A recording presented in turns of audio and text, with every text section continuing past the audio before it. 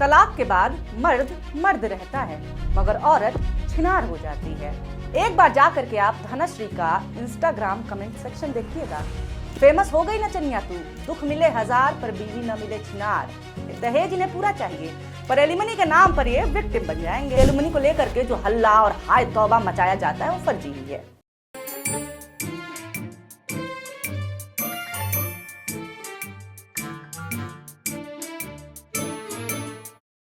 नमस्कार, मेरा नाम है निवेदिता शांडिल्य और आप देख रहे हैं पॉलिटिक्स। तलाक के बाद मर्द मर्द रहता है मगर औरत छिनार हो जाती है।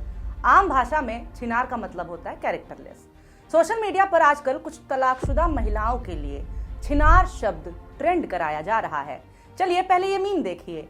चार मीनार पर चार औरतों की फोटो लगा करके लिखा गया है चार छिनार। इसमें धनश्री, नताशा, आयशा मुखर्जी और हसीन जहां की फोटो लगाई गई है। इन चारों में कॉमन क्या है? चारों क्रिकेटर्स की पत्नी हैं और तलाकशुदा हैं। धनश्री और यजुवेंद्र चहल के तलाक की खबरें अभी चल रही हैं। नताशा का हार्दिक पांड्या से तलाक हो चुका है। हसीन जहां शमी की पत्नी रही हैं और अब तलाकशुदा हैं। आयशा मुखर्जी शिखर धवन की पत्नी थी और इनका भी तलाक हो चुका है। सोशल मीडिया पर देश के युवा औरतों को छिनार की उपाधि देने में व्यस्त हैं। बाकायदा तलाकशुदा औरतों के लिए एक एंथम बनाया गया है, राष्ट्रीय गीत। सुनिए। मैं हर गोर मिलैया काली मगर छिनार ना मिलई मैं हर। एक बार जा करके आप धनश्री का इंस्टाग्राम कमेंट सेक्शन देखिएगा। कैसे कैसे शब्दों का इस्तेमाल उसके लिए किया जा रहा है। किसी भी सभ्य इंसान को घिन आ जाएगी। देखिए तो जरा कमेंट्स। फेमस हो गई ना चनिया तू, दुख मिले हजार पर बीवी न मिले छिनार। जीबी रोड वाली लग रही है। फिर देखिए छिनार, RAND, RRRRND। जिन चारों औरतों का हमने जिक्र किया वो सब के सब तलाकशुदा हैं। जाहिर सी बात है, तलाक अपने पति को दिया होगा या पति से लिया होगा, तो पति भी तो तलाकशुदा हुए ना। मगर तलाकशुदा पत्नी ही विलेन क्यों? तलाकशुदा पत्नी ही छिनार क्यों? पति क्यों नहीं? तलाक होते ही मर्द हाय तौबा मचाने लगते हैं कि पक्का चीट किया होगा, धोखा दिया होगा इसने, कैरेक्टरलेस है। देखिए, धनश्री का अपना करियर है, वो एक इन्फ्लुएंसर है, डांसर हैं। ऐसे में उनके दोस्त भी बहुत हैं, उनके खुद के कोरियोग्राफर भी हैं। आखिर एक औरत के दोस्त कैसे हो सकते हैं? शादी हुई मतलब अपनी पर्सनल जिंदगी खत्म करो। पति के लिए त्वमेव माता पिता त्वमेव बंधु सखा त्वमेव करो। हम पापराजी की तरह ये गेस करने नहीं बैठेंगे कि तलाक क्यों हुआ, किसने लिया, किसने चीट किया। None of my business. हम बात करेंगे कि तलाकशुदा औरतों को हमारा समाज घटिया क्यों मानता है। जहां औरत ने चीट किया वहां औरत को गाली, लेकिन जहां मर्द ने चीट किया वहां भी औरत को गाली। हार्दिक पांड्या के तलाक के बाद खबरें आई कि तलाक हार्दिक की चीटिंग की वजह से हुआ, मगर फिर भी छिनार, धोखेबाज, कैरेक्टरलेस आज भी नताशा को ही कहा जा रहा है। शॉन गार्डनर ने सोशल मीडिया के बारे में कहा था कि social media is not just an activity, it is an investment of valuable time and resources. देखिए हमारे देश के युवा किस तरह से अपना वैल्यूएबल टाइम इन्वेस्ट कर रहे हैं शादीशुदा औरतों का सोशल मीडिया ट्रायल करके। कुछ ठोस ना मिला तो खुद से ही भयंकर सी फेक खबरें बना लेंगे और खुद को ही ये मर्द समाज के लोग आहत कर लेते हैं। जैसे एक ने कहा कि यजुवेंद्र चहल एक अब्यूजिव रिलेशनशिप में थे। वीडियो शेयर की जिसमें धनश्री यजुवेंद्र को कंधे पर उठा करके घुमा रही हैं। हमें जिसमें फन दिख रहा है उन्हें इसमें प्रताड़ना दिख रही है। मतलब खुद ट्विटर ने नोट चिपका दिया कि भाई फेक खबर है ये, लेकिन इसके बावजूद थेथरी तो देखिए, पोस्ट आज तक डिलीट नहीं हुई है। तलाक के बाद औरतों को सबसे ज्यादा इस बात की गाली दी जाती है कि वो एलिमनी यानी कि गुजारा भत्ता लेती हैं, इसीलिए तो उन्हें गोल्ड डिगर कहा जाता है। पति को लूटती हैं, संपत्ति छीन लेती हैं, ब्ला ब्ला। इस मामले में भी खबर शेयर की गई कि धनश्री 60 करोड़ रुपए की एलिमनी ले रही हैं। ये खबर फेक है भाई। धनश्री की खुद की संपत्ति 25 करोड़ है और यजुवेंद्र चहल की कुल संपत्ति 45 करोड़ है। फिर एलिमनी 60 करोड़ कैसे हुआ भाई? ना कानून की समझ है ना नियमों की। एलिमनी को लेकर के विवाद अतुल सुभाष के केस के बाद तेज हो गया। पत्नी की तरफ से बार बार पैसों की डिमांड से प्रताड़ित होकर के अतुल ने आत्महत्या कर ली थी। कैसे इस केस को औरत बना मर्द बना दिया गया था, जहां ऑब्वियसली विलेन तो औरतें ही थी। हमने इस पूरे मामले पर एक रिपोर्ट की थी कि कैसे नागरिक बनाम न्याय व्यवस्था के मुद्दे को भटकाने के लिए औरत बनाम पुरुष कर दिया गया है। वीडियो आप हमारे चैनल पर देख सकते हैं। खैर, तो आखिर क्या है एलिमनी? क्यों आखिर पति को तलाक के बाद पत्नी को गुजारा भत्ता देना पड़ता है? और क्या गुजारा भत्ता केवल पति देता है? कैसे तय होता है कि कितने पैसे पत्नी को देने होंगे? चलिए ये जान लेते हैं। हिंदू विवाह अधिनियम 1955 हिंदू मैरिज एक्ट हिंदुओं के लिए गुजारा भत्ता और भरण पोषण का प्रावधान करता है। विशेष विवाह अधिनियम 1954 और भारतीय तलाक अधिनियम 1869 अन्य समुदायों के लिए समान प्रावधान प्रदान करते हैं। तलाक के बाद गुजारा भत्ता आर्थिक रूप से कमजोर पार्टनर की सुरक्षा के लिए दिया जाता है और इसमें भी शर्तें कई होती हैं। ध्यान दीजिएगा, मैंने पार्टनर कहा, पत्नी नहीं।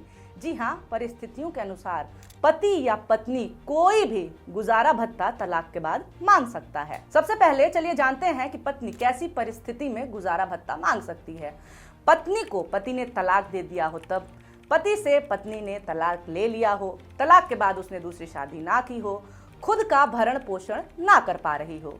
अब ये भी जान लेते हैं कि किन सिचुएशंस में पत्नी पति से गुजारा भत्ता नहीं मांग सकती है।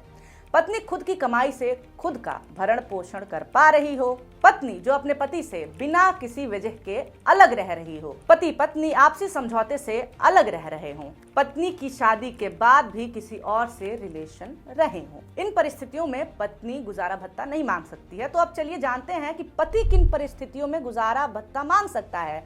पति जब बेरोजगार है और पत्नी के पास कमाई का साधन है तो पति को एलिमनी देनी होगी। शारीरिक या मानसिक तौर से कमजोर पति जो पैसे कमाने के लायक नहीं है और उसकी पत्नी कमा रही हो, पति पत्नी का कोर्ट में केस चल रहा हो और पति के पास फीस देने के पैसे ना हो, पति के पास बुनियादी जरूरतों के लिए पैसे ना हो। अगर कोर्ट में पति पत्नी का कोई केस चल रहा है और कार्यवाही के दौरान कोर्ट को यह पता लग जाए कि पति खुद की जरूरत पूरी नहीं कर पा रहा है, यहाँ तक कि उसके पास इस कार्यवाही के लिए भी पैसे नहीं है, तो कोर्ट पत्नी को आदेश दे सकता है कि वो अपने पति को मेंटेनेंस और कोर्ट केस में आने वाले खर्च के लिए पैसे दे। हालांकि इसके लिए पत्नी के पास सोर्स ऑफ इनकम होना जरूरी है। अगर पति के पास प्रॉपर्टी और कमाने की क्षमता है तो वो पत्नी से मेंटेनेंस का दावा नहीं कर सकता है। अगर पति ने कोर्ट में पत्नी से मेंटेनेंस लेने का दावा किया है तो उसे सबूत भी देना होगा कि वो शारीरिक और मानसिक तौर पर कमाने के लायक नहीं है। धारा 25 में पति को भरण पोषण मिलने का नियम शामिल है। इस परिस्थिति में कोर्ट पति और पत्नी दोनों की प्रॉपर्टी को ध्यान में रख करके विचार करता है। एक तो लोगों को एलिमोनी यानी अंधा पैसा, मर्द की पूरी प्रॉपर्टी, ये सब समझना बंद कर देना चाहिए। कहा जा रहा है कि संपत्ति का 70% हिस्सा बीवी ले लेगी तलाक के बाद से। बकवास। पति की पैतृक संपत्ति पर तलाकशुदा पत्नी का कानूनी रूप से कोई हक नहीं होता है। तो चलिए ये बात तो साबित हो गई कि एलिमनी को लेकर के जो हल्ला और हाय तौबा मचाया जाता है वो फर्जी ही है। मतलब पहले औरतों की शादी के बाद पढ़ाई लिखाई छुड़वाओ, नौकरी छुड़वाओ, घर से बाहर न निकलने दो, घर की नौकरानी बना दो, फिर तलाक देने के बाद कहो कि अपना खर्चा खुद क्यों नहीं उठा सकती। ये तो वही बात हुई कि चिड़िया के पंख काट दो और फिर कहो कि ये उड़ क्यों नहीं रही है। और आप ये भी तो देखिए, दहेज इन्हें पूरा चाहिए पर एलिमनी के नाम पर ये विक्टिम बन जाएंगे। ऐसे कई केसेस होते हैं जहां पत्नी अगर समर्थ है तो खुद ही एलिमनी लेने से मना कर देती है। उदाहरण के लिए एक्ट्रेस समांथा। खबरों के अनुसार समांथा ने 250 करोड़ रुपए की एलिमनी लेने से इनकार कर दिया था। आपको क्या लगता है, समाज ने समांथा को बख्श दिया होगा? समांथा के तलाक की वजह उनके पति का एक्स्ट्रा मैरिटल अफेयर बताया जाता रहा है। इसके बावजूद तलाक के बाद समांथा को ट्रोल किया गया और उन पर सैकड़ों करोड़ों की एलिमनी लेने के लिए गालियां दी गई। फिर पता चला कि तलाक की वजह समांथा नहीं है, उनके पति हैं और उन्होंने अपने पति से एक पैसे भी नहीं लिए हैं। तलाक के कुछ समय बाद ही समांथा के पति नागा चैतन्य ने दूसरी शादी कर ली। इसके बाद समांथा के लिए सहानुभूति तो दिखाई गई, लेकिन अभी भी ट्रोल एक औरत ही हुई, नागा चैतन्य की दूसरी पत्नी शोभिता धुलीपाला। शोभिता के लिए कहा गया कि इसने घर तोड़ दिया है, दूसरे के पति से शादी कर ली है। जितनी घटिया बातें दूसरी पत्नी के लिए बोली जा सकती हैं बोली गई।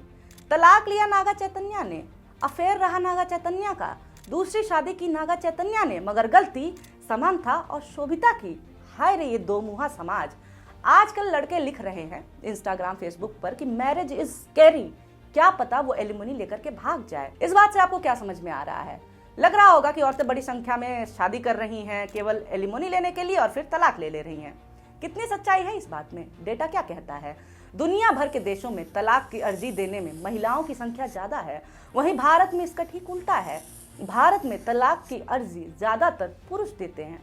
हालांकि खुशखबरी ये है कि अब धीरे धीरे तलाक की पहल करने में महिलाओं की संख्या बढ़ रही है। जी हाँ, ये अच्छी खबर है। भारत में तलाक का प्रतिशत बेहद कम है। कुल शादियों के केवल 1.1% शादियों में ही तलाक होता है और इसमें भी तलाक लेने वाले पुरुष ज्यादा हैं, क्योंकि तलाक लेने के बाद सामाजिक आर्थिक नुकसान औरत का ज्यादा होता है। जहां भी औरतें पिछड़ी होंगी वो शादी में कितनी भी क्रूरता झेल लें मगर तलाक नहीं ले पाएंगी। लड़कियां पढ़ रही हैं, इंडिपेंडेंट हो रही हैं और यही कारण है कि अब वो जबरदस्ती शादी के बंधन में बंधे रहना नहीं चाहती हैं। वरना एक बार डोली उठी तो ससुराल से सच में अर्थी ही निकलती है। औरतों के पास तलाक का ऑप्शन ही नहीं होता। यौन शोषण झेलकर, घरेलू हिंसा झेलकर औरतें शादी के रिश्ते में रहती हैं क्योंकि बच्चों का क्या होगा, समाज क्या सोचेगा। ऐसे में अगर लड़कियां पति की मार खाने और हिंसा झेलने से मना कर रही हैं और तलाक की पहल कर रही हैं तो किसी भी सभ्य समाज को खुश होना चाहिए। पुरुषों और औरतों के लिए डरावनी शादी की परिभाषा कितनी अलग है ये भी देख लीजिए। मर्द कह रहे हैं मैरिज इज स्कैरी, क्या पता वो शादी के बाद तलाक ले ले, यानी कि शादी बहुत डरावनी चीज है, क्या पता तलाक हो जाए।